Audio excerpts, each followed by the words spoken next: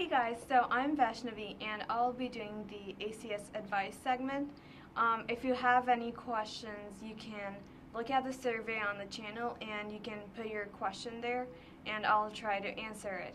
Any advice that I give on here was the advice that was given to me and it proved out to be really helpful. So I want to kind of pass it on to you in case you find it really helpful and maybe it can be really beneficial for you in the future. So any advice that I give here is a combination of my own experiences as well as the advice I received from older peers, counselors, teachers, parents, and so on. So moving on to this segment, I got the most questions on time management, and so I'll try and answer those questions. I've kind of divided the segment into two parts based on the two major questions that were asked over and over again, and hopefully these two questions can answer all the other questions as well. So time management is the most important part of your school life because honestly, if you can manage your time really well, the world really is at your feet. So let's move on to the first question. Question 1. I plan out my schedule to study, but I have difficulty sticking to it. Tips? Okay, so this is the hardest part about time management is actually sticking to it. And there are so many ways to kind of tackle it. So what you can start by doing is instead of studying in your room, go outside. You don't have to go outdoors, but you could just go and sit in the living room, find a nice spot that isn't too cozy, because if it's too cozy, you'll start feeling sleepy. So get out of your room, and even if you don't want to get out of your room, just don't study in your bed, because that makes you feel sleepy as well, and you can't really concentrate, and also it doesn't really motivate you to start studying in the allotted time. Don't take a nap right before you have to study, right before you plan to study, because honestly, it's really hard to wake up from sleep and you're just not that energetic anymore. And if you do feel that you're really tired, take a nap an hour before you allotted that time to study, so that you have time to freshen up and kind of just be fully awake. And so one of the things that can work, but I wouldn't really suggest it for long term, is you can get your parents or maybe your friends in on your plan, so they could kind of police you to go and study, but that is not really good in the long run because you're just so dependent on them to study.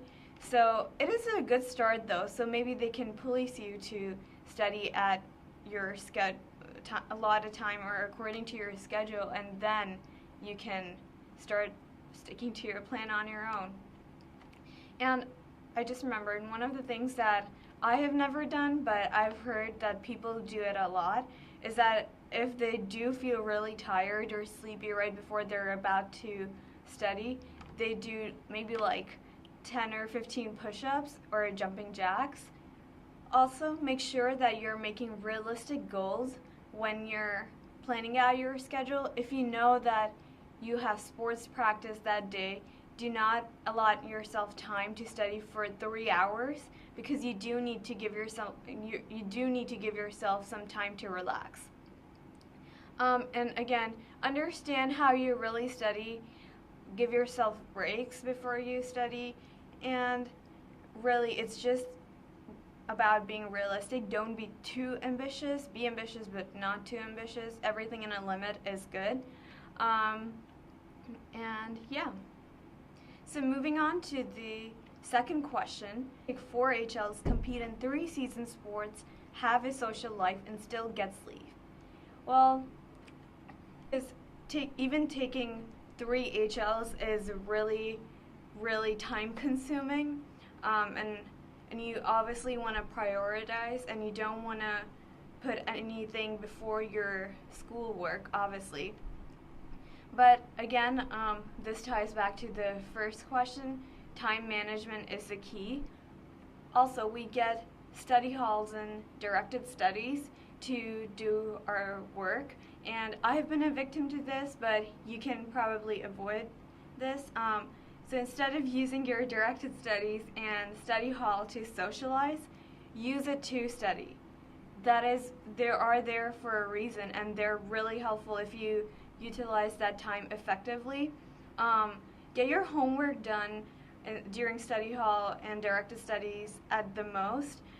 If you think you can't review for tests or something, for tests or exams during study hall, so you do have those 2 windows to study, and you get study hall every day and you get directed studies every other day, so it can be really, really helpful to complete your homework and not pile up work for after school, and you can just go ahead and do whatever you want after, and pay as much attention as possible after school on your sports.